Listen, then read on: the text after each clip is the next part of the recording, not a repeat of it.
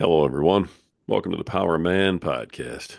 My name's Rory Paquette. You all know that, but I just uh, I just want to make sure that you guys all know that not only am I Rory Paquette, but I am your very, very, very eternally grateful host. We've had so much good happen to us lately, and we've had so many positive things happen for this podcast, and they're all because of you folks. All because of you folks who are listening and sharing and subscribing and doing everything you're doing, sending DMs. If you're not out there doing what you're doing, I can't sit back here behind this mic and do what I'm doing. So thank you from the bottom of my heart. If you want to reach out, if you want to be on the show, if you want to talk to us about some things, or just share your opinion, tell me you don't like the way I'm growing my goatee these days, whatever it is you want to do, go ahead and send us something through at Power of Man Podcast on Instagram. You can also find us on all the other platforms, but Instagram is where we live, and that's where we get a lot of our messages. So send it there. We'll rock and roll. Folks, you all know what time it is. If you're a friend of the program, I'm sure you are. It's time to pay some bills. So let me take a sip of my preferred beverage. Mm. It's so hot. It's like killing me right now because I just made it fresh. Let me get one more of those. Man, that is good stuff. Absolutely good stuff. And you all know what we're drinking. That's right. It's Freedom Hill Coffee. At Freedom Hill Coffee on Instagram. Look them up. Check them out. Deep, dark, rich, bold, and beautiful. Just like my wife. They do an absolute fantastic job. They do all the right things for all the right reasons. And they support veterans, which is a huge reason why we support them. You folks all know how important veterans are here at the Power of Man podcast. We have a lot of you folks out there listening. Love what you've done. Love your service. And you're very important and you have value. Folks, check out Freedom Hill Coffee, at Freedom Hill Coffee on Instagram. Really, really good stuff. Tell them Power of Man sent you. Now, I'm going to take one more sip of this because I'm going to try and keep up with this young buck across from me, across the table. All right, we are all set. Here we go. Boom. Loving it. And we were just talking about veterans, and this guy apparently is going back in. I don't know. We're gonna have to find out what his story is here in a minute. But please welcome to the show, Master Gunnery Sergeant, Marine, 22 years, James Epps Jr. James, how are you doing, sir? I'm doing great, man. Thank you for inviting me on. I'm so excited to connect with your audience. You said young buck. I mean, I'm young, but not that young. I mean, I know the face is holding up and everything, but the body feels a little older than it looks. But okay. But I'll take it. I'll take it. I hope so. Man, seriously, you look like you're 18 years old. Well, I appreciate that. I appreciate that. I don't drink, don't smoke. I eat a little bit more than I should, but outside of that, I don't really have too many bad habits, and I believe in not stressing myself out too much. So I think that's works for me. That's great, man. Clean living. That's what we're just Clean promoting. living. Clean living right now. All right, this is great. Okay, so James, you've got quite a story, brother, and you've got a lot to share. And why don't you just tell our audience who is James Epps Jr.? What are you about? And what brings you here today, brother? Man, James Epps Jr., man, that's a great question. Who is that guy, right? I believe James Epps Jr. is a very positive person. James just tries to be a positive light in a place where a world where it can be so much darkness. Because see, like we'll get into my story a little bit more, I'm sure, so I won't spoil it right now. But I understand what it means to go through things and still come out on the other side. And I understand that every day we're evolving and we're trying to become better people every day. And so I'm the person that champions for others who want to see the best things happen to you in your life. And I would just say, man, James is just a man of faith, a man about his family, and a man about the people. So I'm a man of the people, a man for the people, and a man that just wants to see the best in everybody's life, no matter your race, your religion, or your color. Whatever you are, I just want to see you do great things. One of my big speeches that I speak about is greatness does not need approval. And what that means is basically you can come from anything and you can go through anything and still come out on the other side and do great things with your life. So that's just me. That I think that mantra that signifies who I am as a person.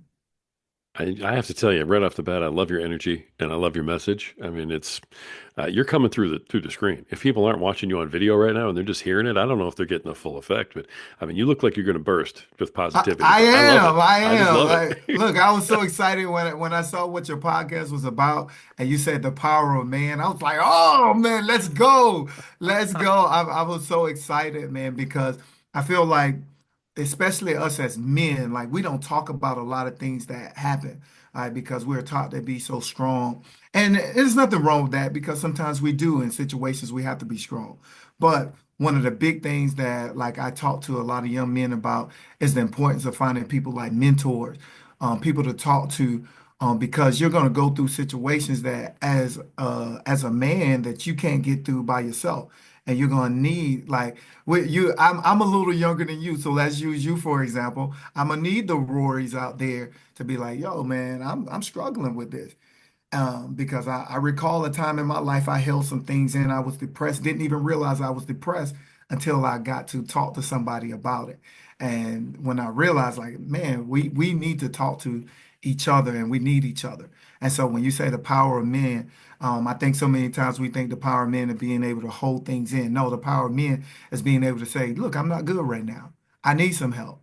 And so I think that's just so powerful. So when I started reading what your show was about, I said, let's go. I said, I hope he takes this, I'm a DM him like the young folks say, I'm a DM him and hope for the best. So I was so excited when you we connected. So I'm excited, man. I'm just so excited. I love it. And you did. You reached out to me and I read your reach out and I checked out your bio. I was like, this guy's like a perfect fit for the show. Of course I want to have you on. Come on, let's Oh, I go. appreciate it. Yeah. I mean, that was a no-brainer, man. Yeah, You it took us a you minute to connect on that Zoom, but we're okay. you gotta love technology. Yeah. I'm like, yeah, it's there's a story behind that, folks. If you, Yeah, it worked out though. It yeah, worked it did out. work out. It was just one of those where it like showed up for him at one time, for me at another time. We're both like, wait a minute, what? What? But you know what? Hey, we handled it like two Yeah, grown we men. We handled just it. went, wait a Yeah, minute, no, this isn't right. You know what? Let's just connect, and we let's figured do it it. out. So, but yeah, that's funny because that is the type of thing that could have, especially in today's world, could have just like spiraled out into like everybody being annoyed and mad. And you and I both were just like, I don't know what's happening, but let's fix it. Let's Yeah, just get it done, right? yeah. Well, that's my personality. My thing is like, all right, so whatever happened in your life, like I tell people, like I tell this little story. I say like, if I go outside and I go outside and I have four flat tires. That doesn't mean I'm gonna have a bad day. That just means I got four flat tires. So what next? So what now, right?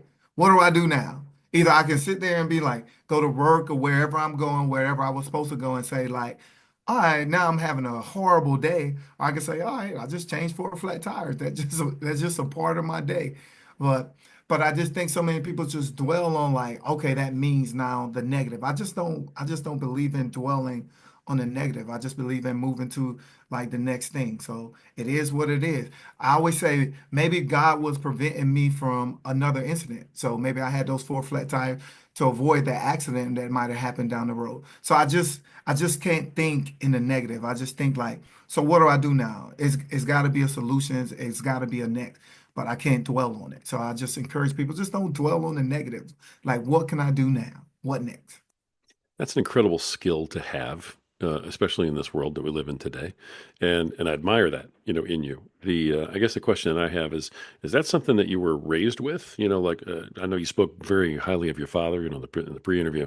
Is that something that you were raised with to believe things that way? Is that something that you learned through life experience over time? Is this self-taught? How do you get into that mindset where, hey, even if I have four flat tires, you know what? Maybe this just saved my life. And Well, this isn't the rest of my day. It's just something happening right now. so this is where it started. So I guess I can start with my story now. All right. So Okay. I grew up in a small town of like Lake City, South Carolina. It's a town about 6,000 people.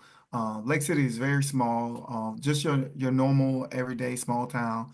Everybody knows everybody. I grew up where it was basically black and white.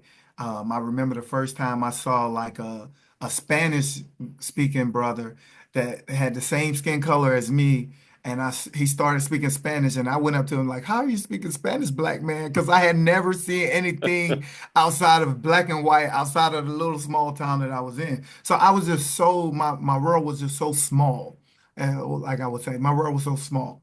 But growing up, my family, we didn't have a lot of money. We didn't come from a lot of money. My granddaddy used to be a sharecropper, so that's the life that was normal for me. Some of my early experiences was with my dad and my uncle running extension cord from my uncle's house to our house so we could have lights in our home. So this is how I'm Yeah. growing up. So this is how I'm viewing life. Yeah. Some of my first early bit of trauma that I experienced at the tender age of 6, I was molested, sexually assaulted by one of my older cousins. Now that caused me to feel some way about my body, caused me to have like low self-esteem, like so it opened things up to a young kid that a kid shouldn't have been, exposed to. So I was so uncomfortable with my body and who I was. And if that wasn't enough, I was overweight. I had gap teeth. And so needless to say, my friends, wasn't always the nicest to me, the people in school. I remember like it's crazy that I go around and I tell people how great they can be, but I did not always believe that I could be great. To be honest with you, I thought that I was a failure. Uh, I remember failing the seventh and the eighth grade, something my sister reminds me of until this day. That, but so I never looked at myself as somebody who could do something great because I'm looking at my circumstances and be like, no way could somebody come from where I came from and do something great with their life. And I remember growing up eating these things. Now I call them I wish sandwiches. For those of you who don't know what I wish sandwich is, I wish there was some meat in between this bread. I wish I had a real pancake instead of this serpent bread sandwich. And I wish I had anything else to eat but what I'm eating right now. And like I tell people at my lowest moment, I wished I was no longer on this earth. But two very important things happened during that time. The first one was I decided to live. So come on, clap that up in the chat wherever you are. Let's go. I decided to live. Yeah, let's go. Let's go. And Amen, the man. second one was I decided to change my mindset. But see, because I realized what I was doing, I was betraying myself to please other people. I had let other people's perspective of me become my own perspective of myself. And that was like the summer of my ninth grade year. And I just decided that I was not going to do that any longer. And from that day forward, when we talk about the mindset and the positivity, I just said, I'm going to be me. Either you're going to like me or you're going to love me. I don't feel like there's an in between. So I just said, I don't care how you really feel about me because I'm just going to try to be the best version of me every day. And it was like that experience scared me so much because it's like, man, is life really that bad that I no longer want to be here?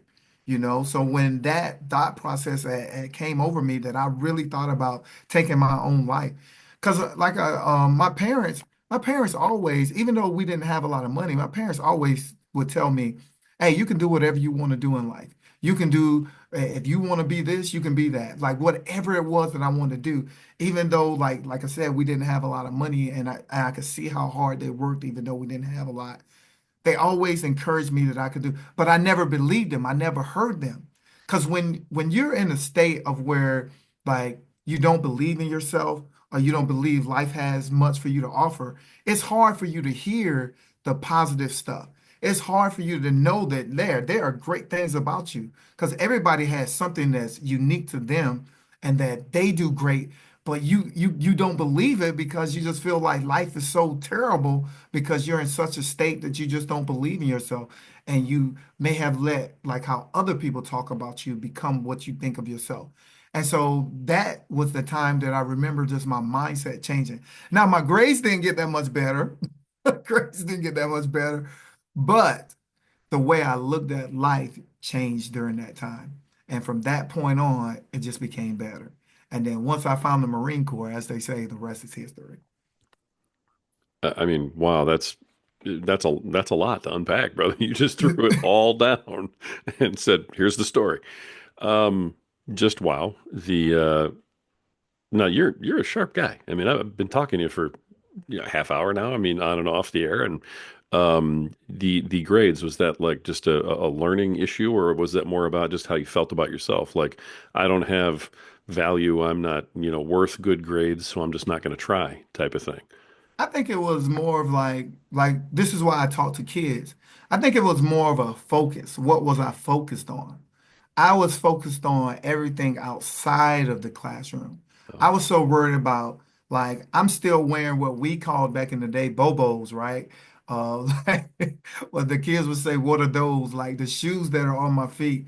Like I'm so focused on like I how I smell today. I'm focused on everything but really school. I'm focused on like my weight. I'm focused on all the stuff that this low self-esteem that I have.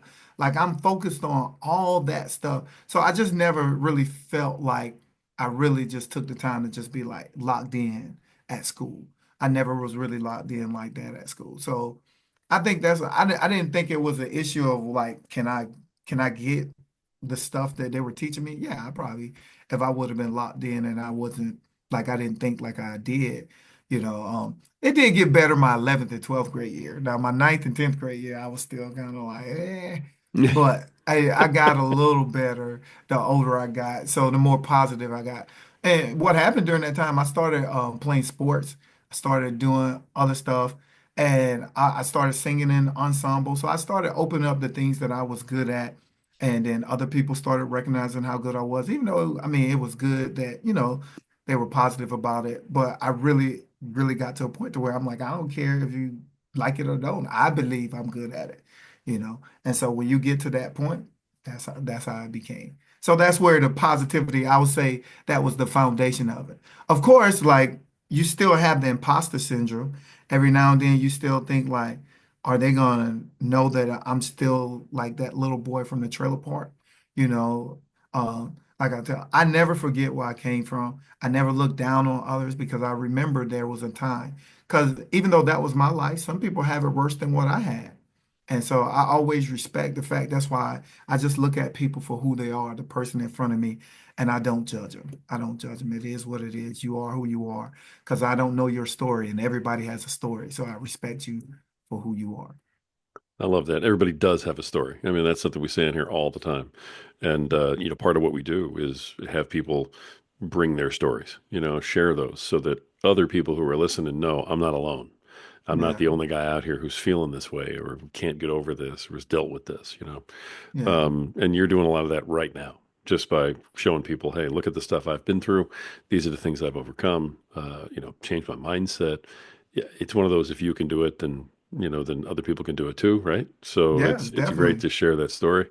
Um, Now, the Marine Corps, let me kind of hit that. People join the service for a lot of different reasons, but you not only join the service, you join the Marines. Yeah. So tell me what leads to that decision. Okay, you're low self-esteem, then you start playing sports. You kind of get your act together, right? With grades a little bit better, you said in 11th and 12th grade, and then you go, now I'm going to go join the Marine Corps. What happens Crazy, there? right? What happens Great. there, and what brings you to that door? All right, so the Marine Corps, I'm like, all right, so it gets to you transition from your 11th to your 12th grade year. So now the recruiters can actually call you. Well, I'm looking at my life, right? My parents, of course, are telling me, hey, you can do great things with your life. And I'm like, all right, how? All right, so what can I do, right? What can I do? Because I'm not going to college. I don't really care for school. I don't really like school. No, I promote education, but at that time, I just Sure. I didn't like school, right? And so then I look and I'm like, my sister's the one who is always picking at me, she's talking about I failed the seventh and the eighth grade. All right, so that one, all right, she's only a year behind me. She's very smart and she's graduating a year early. So I know you can't afford to send both of us to college, and I'm going to waste your money anyway because I'm not ready to go to college, right? So ain't no need for me to even try to apply. And then with her, she was going to go to college. So I'm like, you barely can afford. If you can afford, she's going to have to get all kind of financial aid for her to go to college. But then, like I tell people, one day greatness called in the form of the Marine Corps. Now, to be honest with you, any branch of service probably could have called that day and I would have said yes. All right. But the Marine Corps happened to be the first branch of service to call me.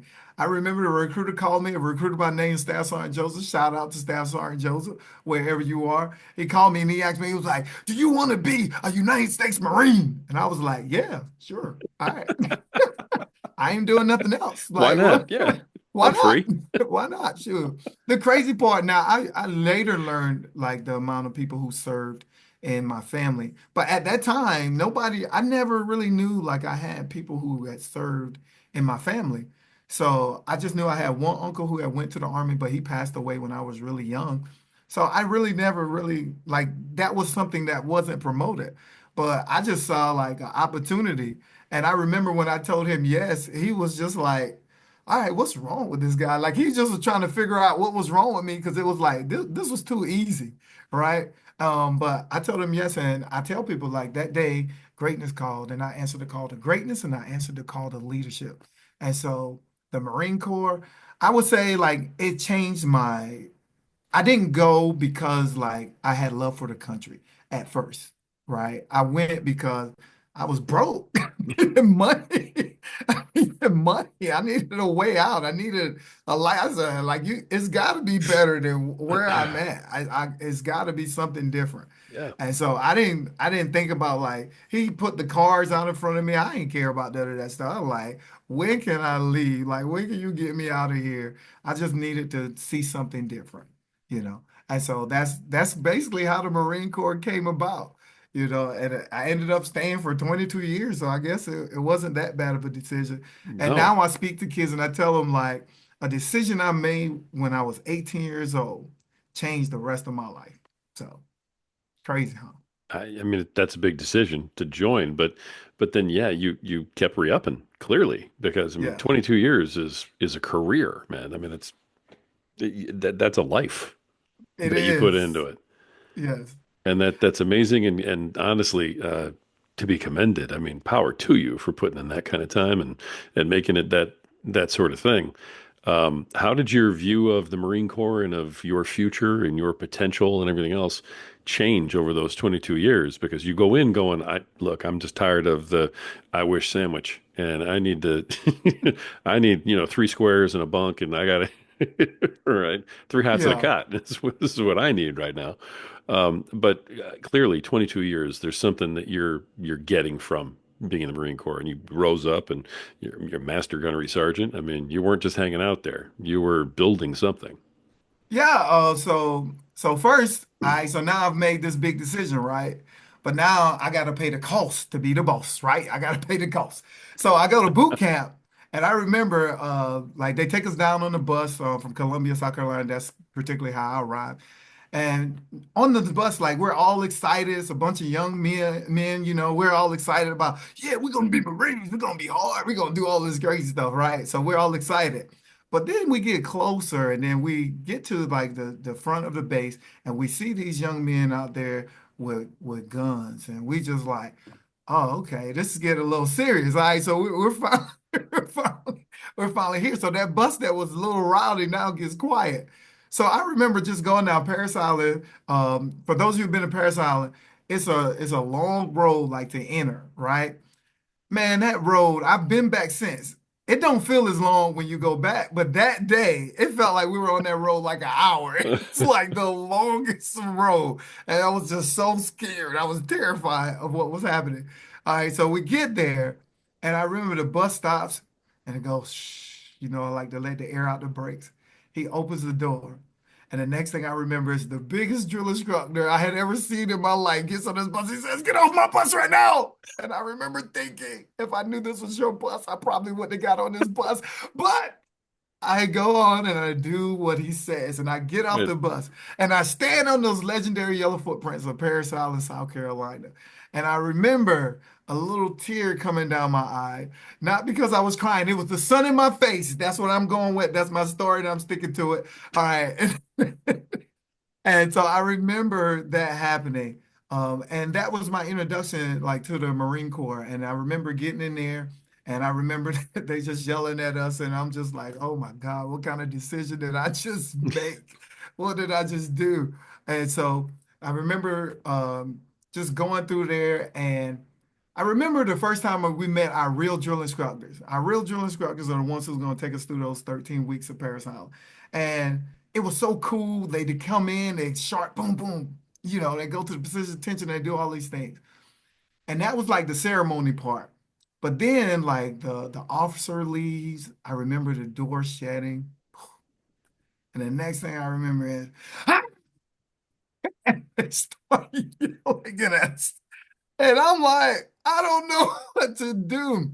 And that was the first time I realized that a leader and people have to be able to operate in chaos, right? And that's what I learned from boot camp is that you have to be able to operate in chaos, whether that be your life, whatever you're going through, you have to be able to operate in chaos. And so that's the biggest thing I got away from like boot camp is being able to still focus on what is the mission. And then not only being able to focus on the mission, but the teamwork aspect of it. I think I stayed for those 22 years because I love sports. And the military was just like a big team to me. And I just looked at it as a team thing. And so I just had so many great experiences. All my close friends are from the military. And I remember getting to my first duty station, then I'll get on to how we get to Master Gunnery. I'm sorry, am I going too long? No, listen, Because you are doing great. Don't. all right, so I get through that. I go to my first duty station. So I went to cook school. So I was a cook my first 4 years. I ended up by the time I finished, I was logistics. But I was a cook my first 4 years because my mom said he can go, but he cannot do anything he's gonna get shot at. So, so so I was like, all right, well, cook it is, right? So, and they told me I was gonna be a chef. I'm still waiting to be a chef, but okay, we're good. I'm not mad. I'm not mad. Life turned out great, but you told me I was gonna be a chef, and I'm definitely not a chef. I'm okay, but I'm not a chef. But All they right. ended up sending me to Cherry Point, North Carolina, and I'm there for maybe a month. And 2 weeks of that, I'm on leave because it's around Christmas time. So they send me home for 2 weeks, and I get back. And I remember being called to the sergeant major's office, and he said, "You're going on a unitos." And I'm like, "Okay, what's a unitos?" And he said, "Don't worry, you're gonna love it. Just go check in with admin." So I go to admin. What's a unitos? Now you gotta remember, I'm 18 years old, never really been away from home. And they're like, "Oh, you're gonna love it. Go ask Corporal such and such. He's just been on it." And I'm like, "Okay, cool. Corporal such and such. What's a unitos?" He said, "Oh, you're gonna love it, man. You're gonna love it." What's a unitos? I don't know. Nobody would tell me what it was. So I'm scared out of my mind. I called my mom and my dad. And back then we didn't have cell phones. We had calling cards. Do you remember calling cards? Oh Can I gosh, get an yeah. amen in the chat if you look, if you remember calling cards, like I had calling cards. So I called my mom and daddy. I said, "I don't know when the next time I see you, but they sending me on a unitos. I love y'all." You know, and then I remember the call card, "You have 5 minutes remaining." So I am terrified. I don't know when the next time I'm gonna talk to them. But that I have to just talk about that experience because that was the best experience I could have had. So what they ended up doing is they sent us to South America. Sent us to South America. That was my first place that I went. So I'm 18, 19 years old, and we went on the tour of South America. And so I met through four Spanish cooks. Like it was two Mexican guys, a Puerto Rican, and a Dominican. And man, I learned so much about like the culture of different people. And I just felt like I just grew up so much. And while I was also in South America, I just saw a different level of poverty. So it made me appreciate like what I had. And so that changed me as a person. I think that was probably the best experience that I could have had being that young to understand. Like I was grateful for that trailer that I grew up in. I was like, they would be grateful for the what we call projects, what people were living in for seeing how those people were living. And so that's where like things like that would repeatedly happen as far as like meeting people, getting to understand people, having conversations with people who don't look like me about sensitive topics. That's where the Marine Corps just helped me grow just so much as a person and as a man. And so the Marine Corps over the years, it just took me through so many situations like that where it put me in uncomfortable situations. And then even going back, one of the jobs that I held was I was a sexual assault prevention coordinator, right? So basically what I did was if somebody was sexually assaulted, like they came to me, I was a victim advocate. So I would help them out with any like resources that they need, take them to medical, and I would just be a voice for them, right? So no matter what they were going through, I'd be a voice for them. But also my job was to actually prevent, like, so I was teaching prevention. And so I did that. People didn't know because I was sexually assaulted myself. I had a daughter that was young, and I'm like, man, like this is happening. She's in high school, middle school at that time. This is happening where she is. And so I wanted to learn more about like what was happening. And so I was really big on that. I was also a suicide prevention coordinator. I was that because, of course, in my life, like people didn't understand, like that's why I took those particular human roles because a lot of people don't want to do it because it's extra work that you have to do. But it's really just was a part of my commitment to helping people. And so, like a lot of people, like they go and they fight for the country in other ways, but I feel like that was part of me fighting for the country, saving lives that like right here on U.S. soil. Because a lot of times, like I can't, it's countless times, like somebody would tell me they want to commit suicide, somebody who had been sexually assaulted, or I've been in situations where, Marines were very vulnerable and because of the things that I had been through in my life, I was able to help them out. And so, like, I've always put people first, no matter what I did in the military. I just looked at it. Now the Marine Corps says mission first and then troop welfare second. But I always said people first. Like mission always, troop. I mean, mission first, but people always, right? Because you always have the people because without the people, the mission never gets done. Sure. So I always took care of my people. And so that's where my connection with the Marine Corps lived, but it was always just like a big team sport, and I was just always about my people. So I think just getting there, and that's how I believe like, and I believe God just blessed me, man. God just put me in all the positions that I needed to be in because never did I go into the Marine Corps and be like, yeah, I'm going to be a Master Gunnery Sergeant. Man, I was like, if I could make it to E7, I'll be excited. I made it to E7 in 10 years. And then this is where having a good woman, the power of man. If you power of man, but if you got a good woman, oh goodness, boy, I tell you, it helps you out a lot. I remember getting mandatorily promoted to gunnery sergeant. And that's a big deal. Like I got promoted early. So at 10 years, I'm doing really good. And we get to go through the promotion. I get home that day. My wife looks at me and said, I hope you're not satisfied. I'm like, what? I was a little satisfied. I was a little excited, but she knew exactly what I needed. She knew who I was, and she challenged me that day. And so from that day on, I said, well, it's in reach. Let's do it. Let's see what we can do. And that's basically how we got there. And I just never stopped putting people first, no matter how it looked, no matter what it would look like. Some people wanted me to be different ways. I was the Marine, like, I don't yell at you like in front of people. I yell at you when it's just me and you, so you know I'm serious. So like, hey, okay. So you just what I said. Say what you just said up there. Say what you just said up there. Let's see. Let's see how that works out. All right, but oh, I'm sorry. I just went through a lot. So Don't be. hopefully that kind of answers your question. But yeah, the military just was so great to me. I just feel like it was like a big research project on people. And I just really learned so much about people.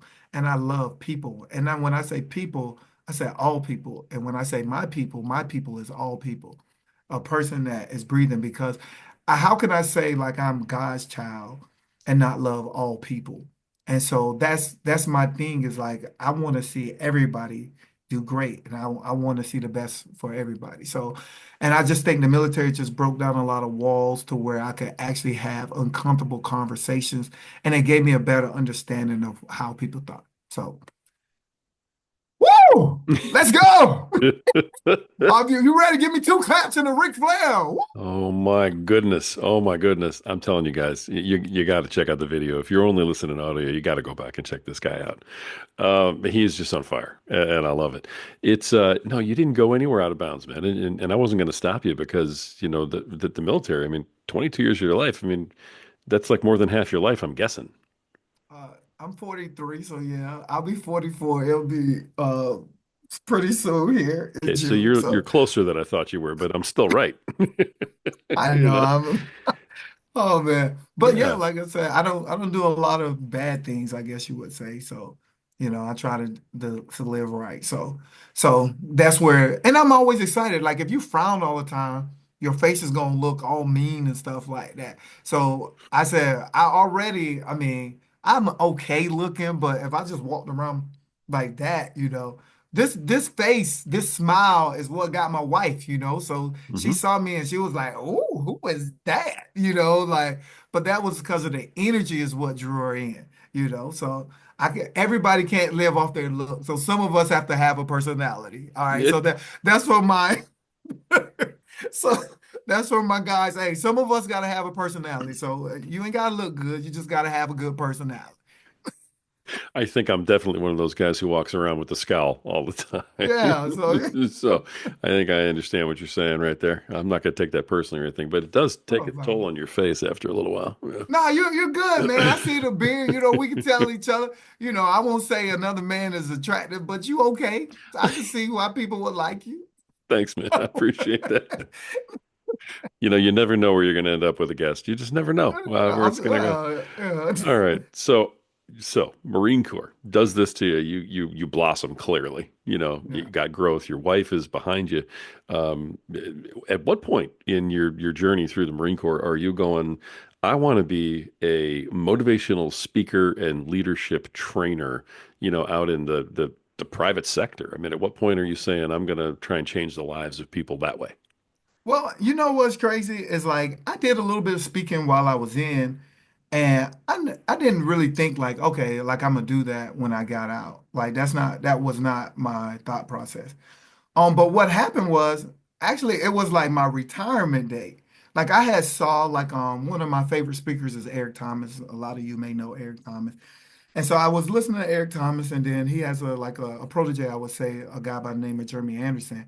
And so I had started listening to a little bit of his program, and I'm like, hey, that's pretty cool. But I still wasn't like locked in to say like that was something I was going to do after I got out of the military, you know. But my retirement ceremony is when I was like, oh, I can be a speaker. I can actually do this because usually retirement ceremonies, people kind of speak of their experience and stuff like that throughout the military when they're retiring. And my retirement ceremony ended up being an hour long, but people still talk to me about this retirement ceremony. And over that hour, like as you can see, like I'm a very lively person. I mean, they had everything. So I was singing, I was like all of my personalities, everything that I am, I did it that day, and people were so like interested. And then you could see, you could tell as a speaker if you're able to keep people's attention. If you can't, you're not a good speaker. If you can't tell this, you can't tell if people are following you, right? Like, okay. And so for over Fair the enough. course Okay. of that time, I'm just saying, like you can tell, like over the course of that time, people were laughing, people were, joking, and it was just like the energy and it was just so crazy over the retirement. Now, I am on my home court because most of these people know me and they already know who I am. But the flow and how easy it was. It was just easy. It just came to me naturally.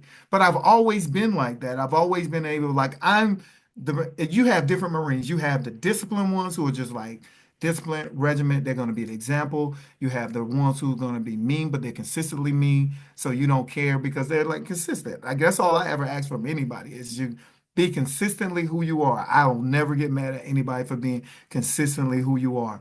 And you have people who are like the physically fit guy. So you have different types. Well, I'm the motivator. I'm the guy like, "Ugh," Good morning, like let's go. Like we woke up, that's all we needed. Let's go. That's all we got life. Well, you can't be down when you have life. So that's me. Every morning I used to walk in my office and be like, yay, yay. And the Marines be like, Master Guns, what did you have to drink? You don't even drink coffee. Like, what is wrong with you?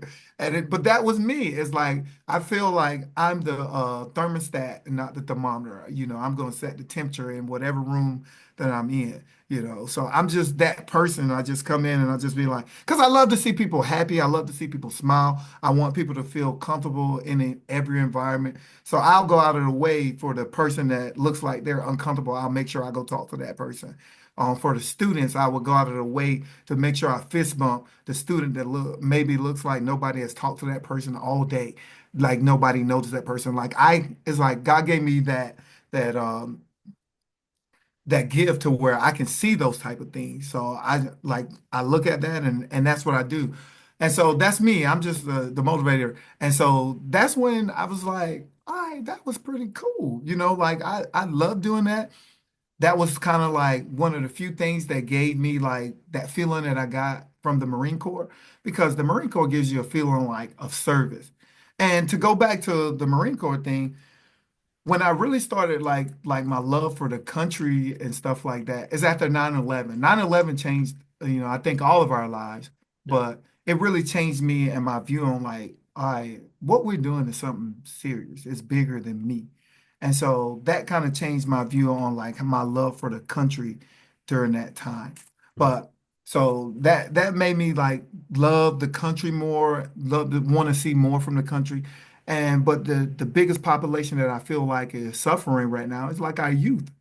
As our youth, I don't feel like maybe they're not seeing that there's enough people that have been the places that they've been. You've heard a little bit of my story. And so I share that story with youth. I share that story with high school and college kids because I know what it's like to feel like alone. I know what it's like to feel like nobody sees you. I know what it's like to actually have things happen in your life.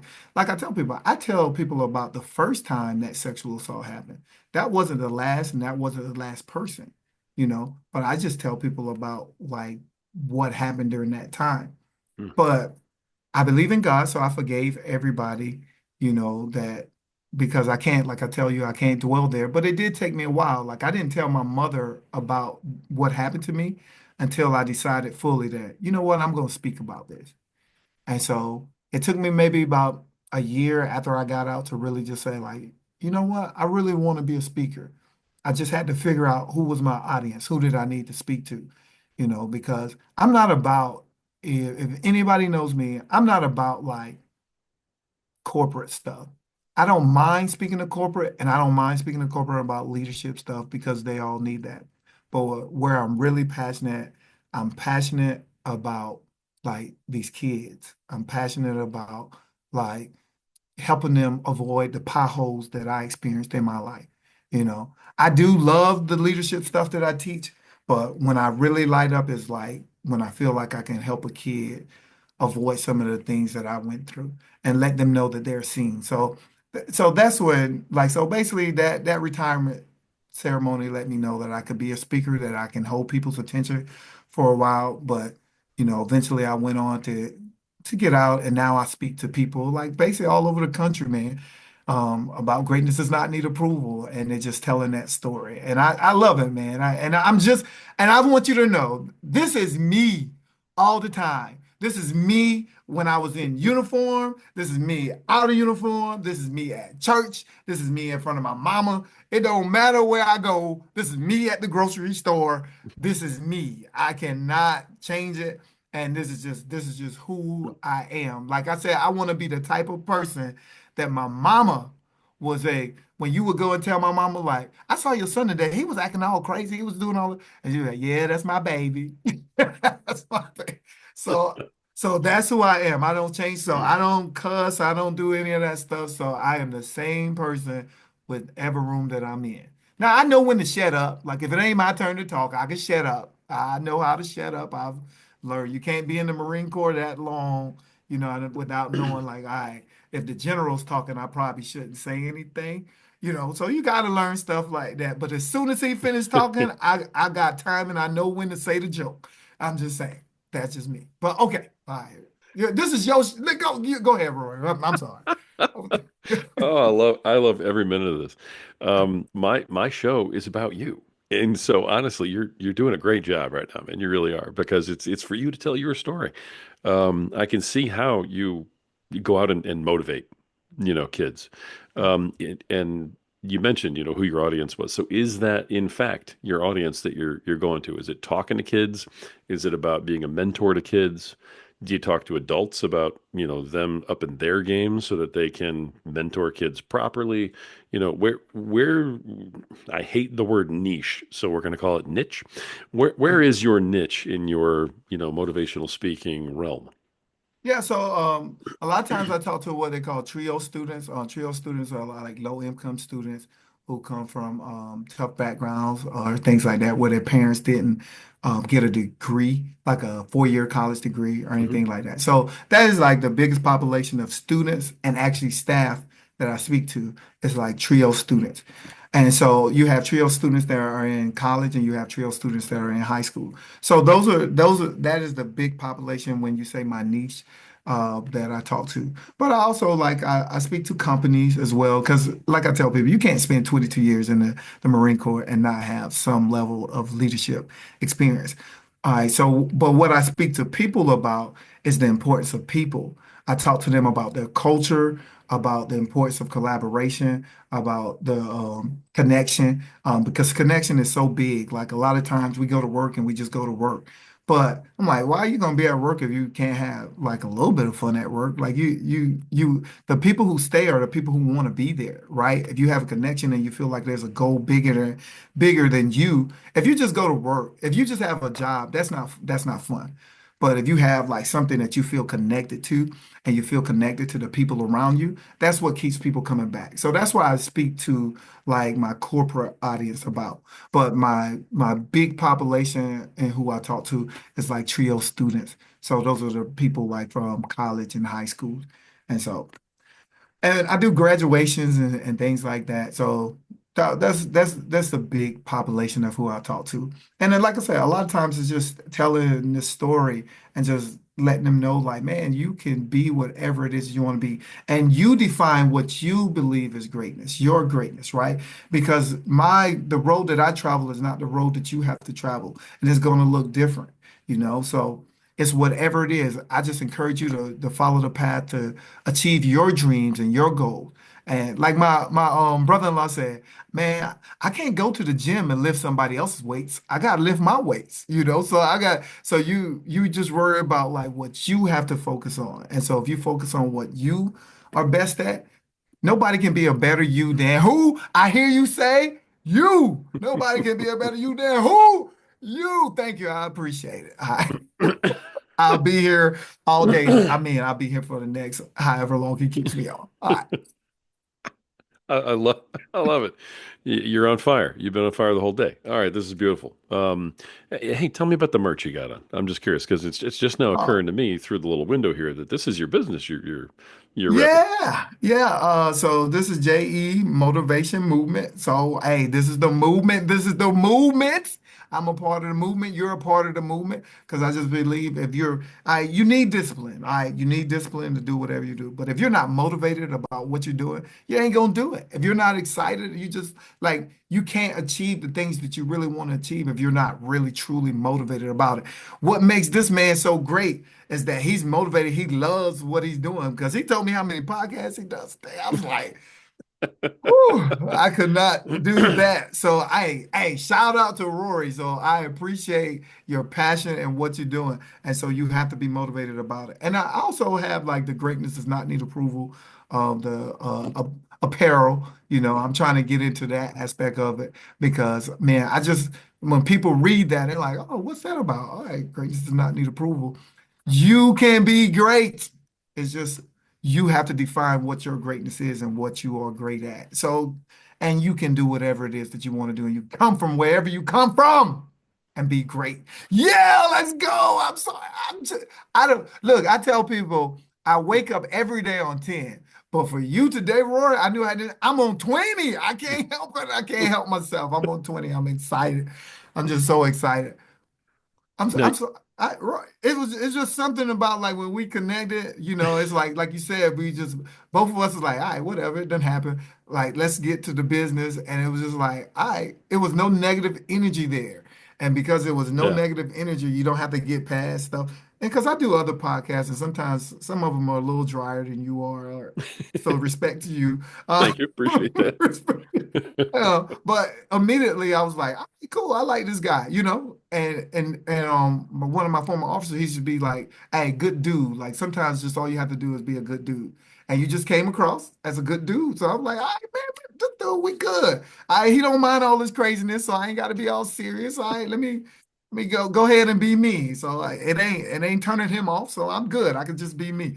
Because Yeah. hopefully you hear this. Because I just want you Yes. to know, man, I still remember that boy that came from poverty. I still remember that boy who was sexually assaulted. I still remember that boy who wanted to commit suicide. I still remember that boy who went through so many things, was bullied when he was young. I still remember that guy. Still remember that guy who struggled sometimes in his marriage. I'm still that guy. But what I do is I move every day and I say, can I be a better guy than I was yesterday? Can I be a better guy than I was 2 days ago? Can I be a better guy than I was last week? Can I be a better guy than I was last month? That's all I want to be. I just want to be better every day. And sometimes I succeed, sometimes I fail, but failure is a part of life. That's your first attempt and learning. So I'm just so grateful to just have the opportunity to speak to you. And I just want you to know, man, just keep pushing, keep driving, because every day you wake up, you have an opportunity to do something great. Because the most important day of your life is today. And that's all you get. You get today.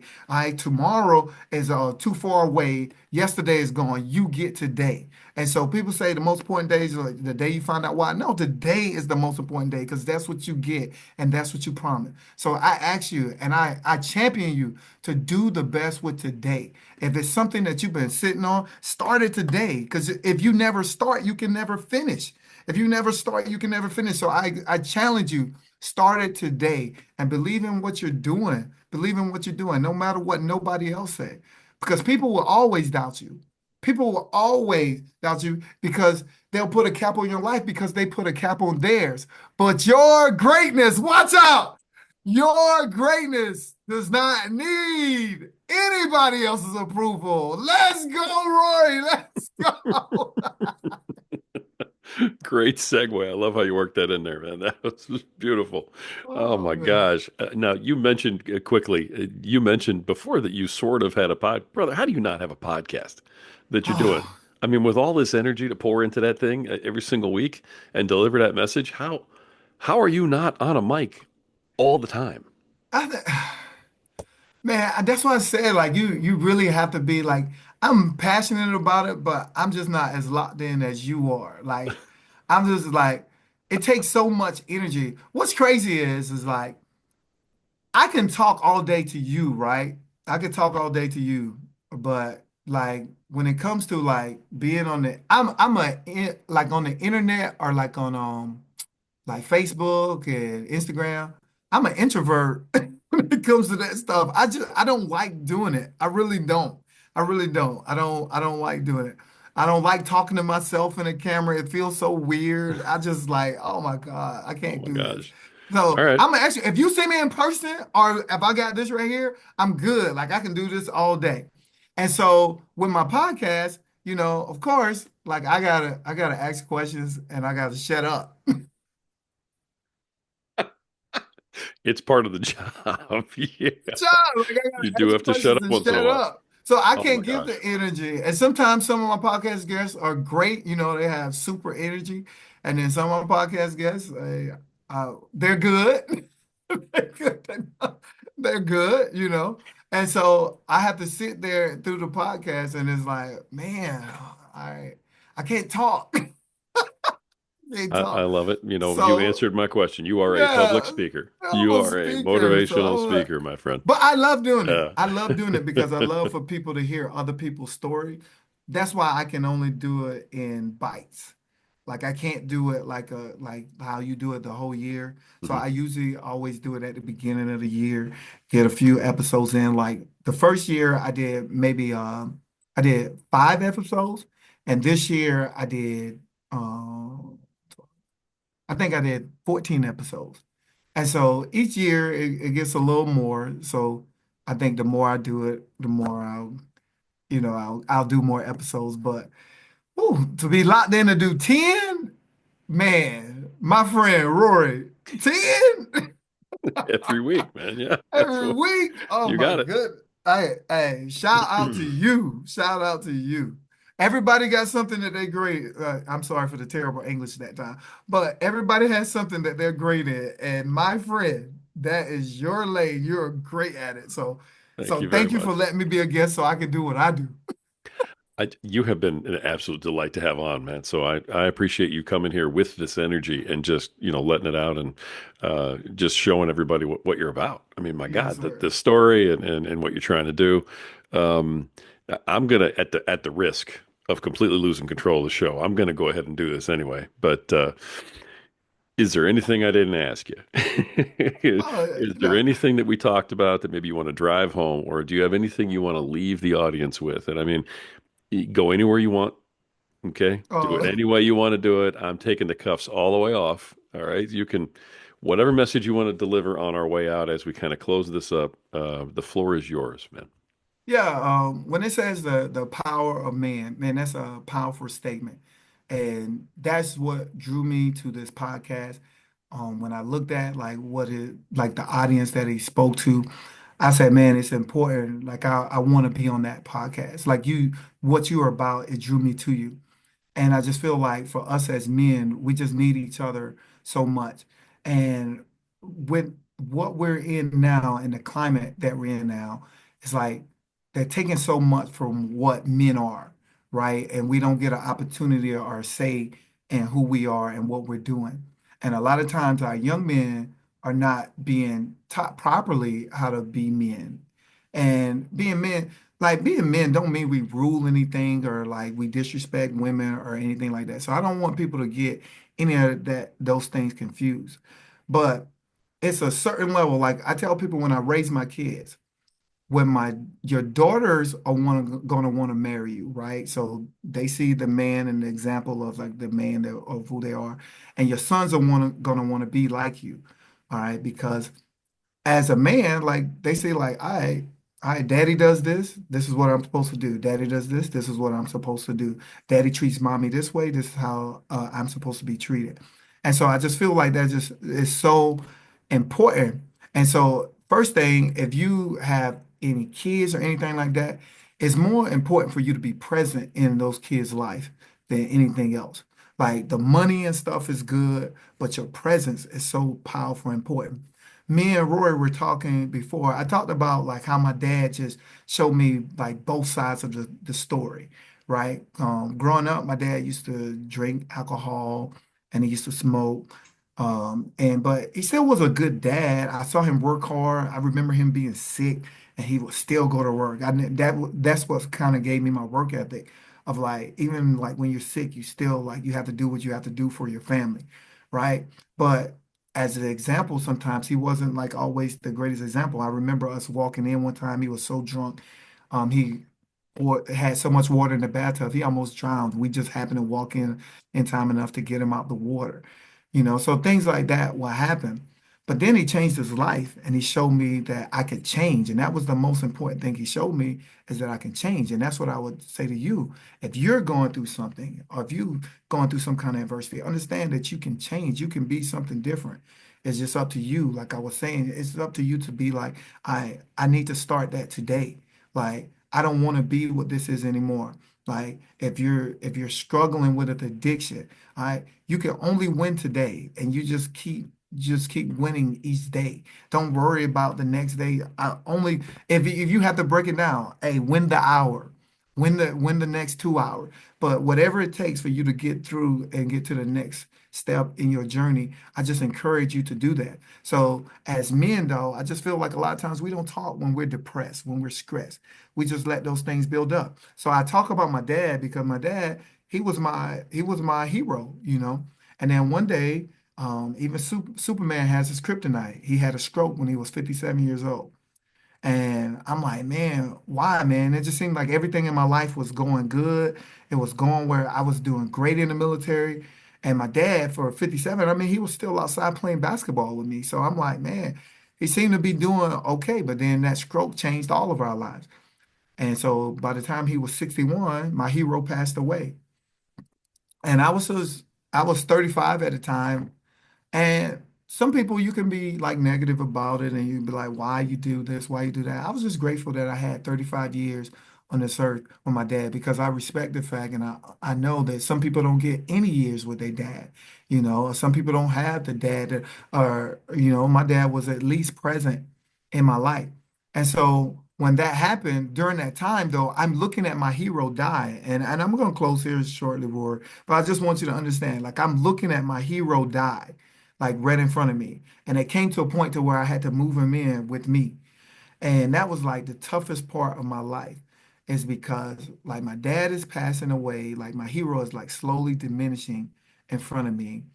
I'm not being the greatest husband to my wife at the time. So now I'm stressing her out and we're going through things in our marriage. So, to a point to where we almost like we may not be together because that's where we had got to in our marriage. And then when my dad died in front of me, I was just going through so much at the time. And not to mention, I'm still trying to be the super marine to get promoted. I'm still fighting for a promotion.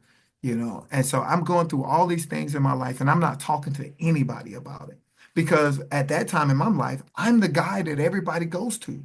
I'm the guy that everybody talks to. So who motivates the motivator, So I don't have anybody to talk to, or I felt like I didn't have anybody to talk to. And I just remember one day being at the basketball court, which I played a lot of basketball back then. And I remember us losing the game. They cheated us, by the way, but we lost the game. We're not gonna dwell on that. I remember them losing that game, and I was so pissed. I was so mad. And excuse me if that's a damaging word for some people, but I was just so angry at that time. I would not get off the court. Now, at this time, you got to think, I'm a master sergeant in the Marine Corps. That's an E8. I shouldn't be acting this way. I am acting like a plum kid throwing a tantrum, like on the court. I won't move off the court. I won't let them play. And nobody's going to say too much to me because I'm a master sergeant, right? So, but I'm acting like I shouldn't be acting. And I take the ball and I throw the ball in the stand. I'm just crazy. And then finally I sat down and my friend looks at me and he said, Jay, what the heck is wrong with you? And of course he was a Navy guy, so of course he didn't say heck, by the way. But he asked me what was wrong with me. And I just remember bawling, crying, and just telling them just everything like kind of I was going through. And I realized like, man, you're not alone, man. You don't have to go through this by yourself. And being able to talk to him, just being able to get that off my chest. I realized at that moment I was depressed. I realized like I was stressed beyond your imagination at that time. And just being able to get that out at that time, it just helped me so much. Now, what bothered me about that is because I was so stressed and I acted the way I acted, I remember leaving and it was a younger Marine and I said, hey, I apologize for how I act. He said, don't apologize for who you are. And I was just like, but that's not who I was. I'm not that person. But because of what I was going through, it caused me to act outside of who I was. And some of you are doing the same thing. You're not really that person, but because you're so stressed and you're dealing with so much, it causes you to be isolated. It causes you to be angry. It causes you to be upset. It causes you to be ways that you're not normally are and you just want to be okay. And sometimes being okay is realizing that you're not okay. And so I encourage men, being the powerful part is being able to say, I'm not okay and I need help and I need you, my brother. I need you to be my brother. And now, if that is happening to me in my life, look at what our young men are going through. And that's why I speak. And that's why I do the things that I do, is because it's like, man, who's helping them? Like, I can see you. Like, right, and that's one of the things I tell students, and that's why I'm so excited to go back into schools and be a JRTC teacher, because like I can see it. Like I can see the pain and the hurt, whatever it is that you're going through, I can see it. And I just want you to know that you're not alone and that somebody sees you. Because sometimes people just need to know somebody sees me. Like they see and they recognize that I'm not okay. And so when it comes to the power of man, yeah, I'm all excited and I do all this crazy stuff. But I really am about helping people, man, and especially us as men, because I believe men are leaders. I believe that. And I believe once we get that in place and we do those things right, then things can get better. So I just want to help all the men out there, to be great leaders. And then we can just get this family dynamic together, because what we're doing right now is not it. Children growing up without fathers, that's not it. You know, and then sometimes it's because we didn't know any better, because that's what we saw. And so I just want us to be just better as men. But the only way we're better as men is better together. So if I'm leaving something with you, that's what I'm leaving with you. All right. So the power of men. And then we got Father's Day coming up. Like I call it Man Up Day. So let's man up. Let's man up and be better. So thank you, Roy, man, for having me on, man. I appreciate it. Man, I'm sorry. Boom. I talked a long time. I feel like Boom. You know what? I love every minute of this interview, brother. I'm not even gonna lie. Um, honestly, I've been trying to hold back my emotions ever since you called your dad your hero. So, yeah, um, yeah, I wasn't gonna interrupt that. You're a dad, and there isn't anything in the world that a dad would rather hear than having his son call him his hero. yeah. And he So, wasn't perfect. And that's the thing I uh, just want like the fathers to understand. Like I told you, he wasn't perfect, but the most important thing he did, he was present. yeah, I just remember him at all the football games and everything. And I just was happy to see him there. So he just showed me like I could change and be a better person, and that's all. So I'm just excited. For hopefully somebody heard me today. And like I tell people when I speak, if one person heard me today, then I feel like I did my job, because that was the person that God put me here for and who it was intended for. So I appreciate it. So thank you for giving me this opportunity. It was a couple times I wanted to tear up, but I can't man. tear up. Can't tear up because it's showtime. When it's showtime, you can't tear up. I can cry later, but I can't cry now. I can't cry now. I gotta be in show mode. All right. I love that idea about as long as one person heard you, and as we close out, I'm just going to tell you right now, one person did hear you. Your dad heard that. Well, appreciate it. Thank you. Right on. Yeah. Yeah. Uh, Master Gunnery Sergeant James Epps Jr. Brother, thank you for being on today, for sharing everything you did, the messaging. You were amazing, and I can't wait to talk to you again, man. I'm gonna have you back on just to keep me alive because Uh, you were oh, great. no Thank you problem. so much for coming Thank on, you. man. Yes, sir. Oh, folks, another fantastic episode of the Power Man podcast. All I can tell you, I can't add anything to what this guy has said. I really can't. It's a mic drop moment here on the Power Man. There isn't anything in the world that a parent wants to hear more than that. That your son thinks that you're his hero. I'm not sure how long it's going to take me to get over that. I may have to cancel my next appointment. I don't know, but everything this gentleman had to say today was huge. I'm going to let it all speak for itself. Folks, you're worth it. You have value. Listen to what James said today and take it to heart. At some point, you're going to hear it. At some point, you're going to believe it. Until next time.